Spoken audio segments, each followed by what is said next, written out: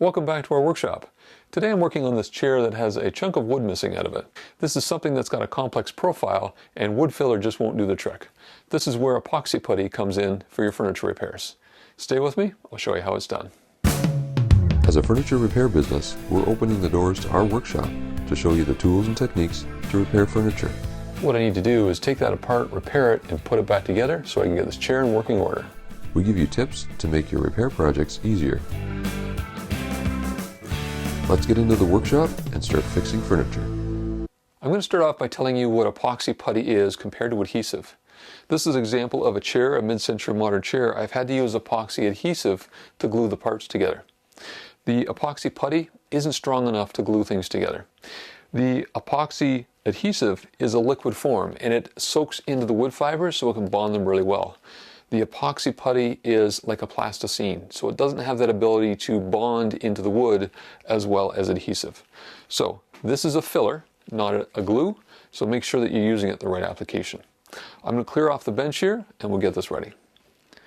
This chair was brought to me after a upholsterer had stripped it down and this part was broken off right here.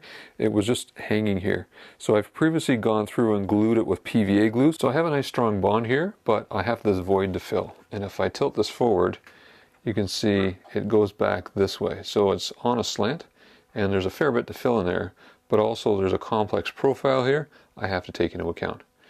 I could cut this out and put a new piece of wood in and then carve it, but it's much easier to use epoxy putty in a situation like this. Epoxy works by a chemical reaction between two compounds, and if I take this out and look at the end, you'll see that there's a different color on the inside than there is on the outside. So this is already pre-measured. All I need to do is slice this and then mash them together.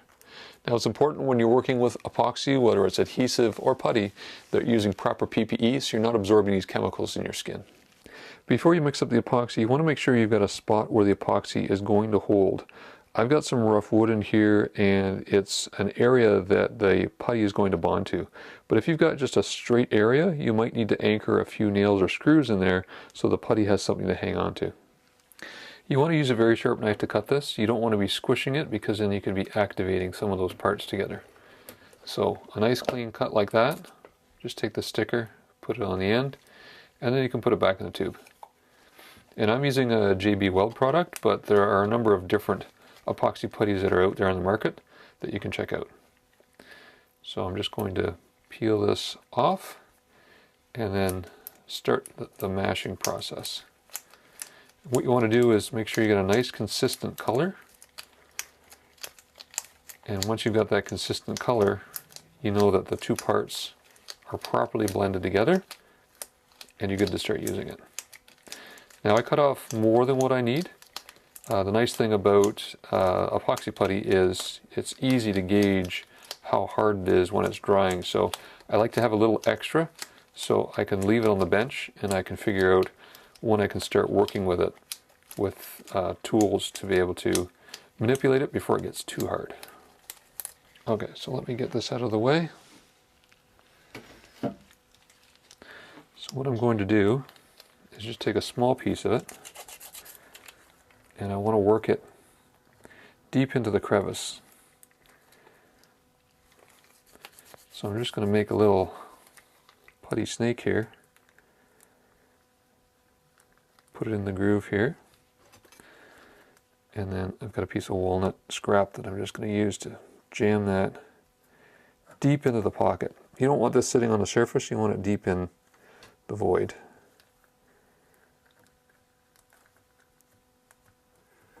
That way you're going to get a good hold and it's not just on the surface.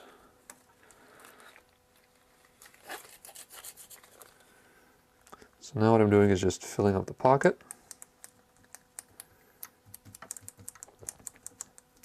And what I want to do is work it in, because as I mentioned at the start, you don't want to have any depression pockets when you're working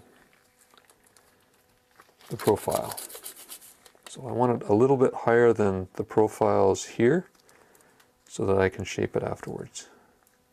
Now it's pretty, I don't know if there's a technical word for it, pretty squishy right now. but as it starts to harden, it will get more firm.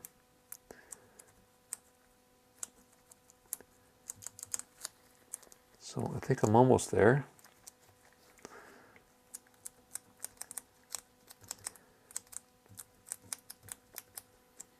So what I want to do is just make sure that's nice and smooth. There's no air pockets on the surface.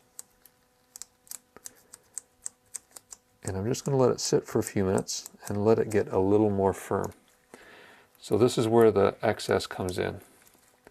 So I can actually feel some heat in that now. It's starting to harden. So I can just leave these pieces here and I can tell how firm this is getting so that I can manipulate it a little bit more. It's a little too soft right now to manipulate it. These are getting pretty warm. And here it's getting a little more firm. So what I'm going to do is just work the profile a little bit. And this is going to save me some work when it's all hard.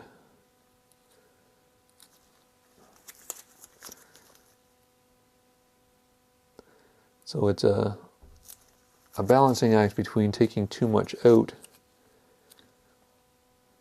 and leaving enough that it could be shaped later on.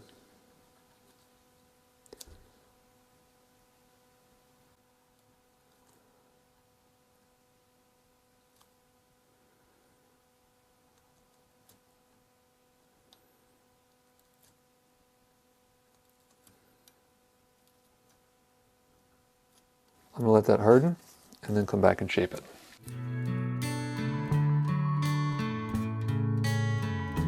I find that shaping epoxy putty is a little bit of art and a little bit of science. The process I use is to level off the high points first and then work in the valleys. Once I've got the peaks and valleys worked out, I can then transition in between. The tools I use are simple bench chisels and one carving gouge that allows me to get into that concave shape. The other tool is my eye. This is where the artistic part comes in. I find it helpful not to just focus on what I'm carving, but to look ahead of the curve and after the curve. Visualizing where that line is really important to be successful at something like this. This is something that takes some practice. Take your time with it. If you need to walk away and come back, do that. Don't force yourself to do this all in one sitting. The final part of the shaping process is to use sandpaper. This is going over all the parts, making sure you've got a consistent transition from the existing piece to the epoxy putty and back to the existing piece again. It's an important part of the repair to make sure that this visually disappears. After all the sanding, it might look like it's as good as you want it, but one more step I would recommend is putting on a primer. I use a shellac primer and it goes on real fast, but what it does is coats everything in white. And that allows you to see the texture that's going on in there. When there are slight different colors in here, it's difficult to see that. I'll give you a close-up so you can see before the primer goes on. This section here is where the epoxy putty is. This is the right side edge, and this is the left side edge. This crack up here is going to be covered by upholstery, so it won't be seen, but we can use that as an idea of what's on the left here. So I'll prime this, and then we'll take a look.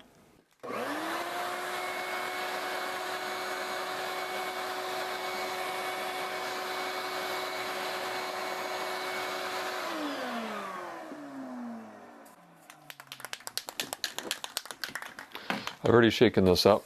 I'm just giving it one more shake. And I highly recommend getting one of these spray can sprayers. It makes spraying so much easier to control than normal. With the primer on, you can now see the texture. So what I'm saying is this groove here needs to be just a little bit deeper to get a better shadow line. And there's a bit of a hump right here.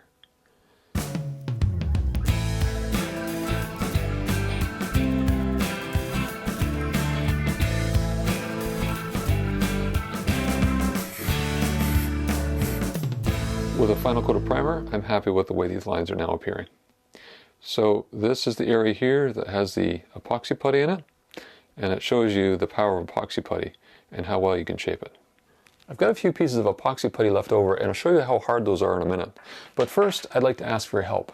I got out my Sharpie and a crayon and made a goal this year to get to 100,000 subscribers by the end of 2022. I really want to grow the supportive community around furniture repairs. I feel it's a skill that's disappearing, and I like more and more people to learn it. So if you know someone who's interested in furniture repair or woodworking, please share it with them and ask them to subscribe. There are a couple ways I can show you how hard these are. First of all, listen to the sound of these when I drop them on the bench. They're very hard, and let me just snap one here. You can see how dense they are here, and they're pretty tough to break. If I take a piece of walnut and put a couple scratches in it, and compare that to scraping this, it is slightly softer, but it's definitely a hard material. When you're working with epoxy putty, please make sure you're wearing a respirator. When it's not cured, it's off-gassing and you need an organic filter on your respirator. When it's finished curing and you're machining it or you're sanding it, you need to have a P100 on your respirator. A respirator is different than a dust mask. A dust mask won't do anything for you. There are probably a half a dozen brands of epoxy putty. I've used JB Weld Quickwood here. I've used a couple of others. Mohawk makes one, and I don't know if there's a difference between them. There haven't been in the ones that I've used. The one difference though is color. Most of them that you see are blonde color, but you can get some specialized ones in darker colors. So if you're working with a dark wood, it's better to use a dark epoxy putty and then touch up the color, rather than going with something light and having to put a very heavy bodied color on top of that. I hope you've enjoyed this video and you've learned a few things. Please give it a thumbs up. And if you haven't subscribed yet, please click over here and click on that bell icon to get notified every time we publish a video. Thanks for watching Fixing Furniture.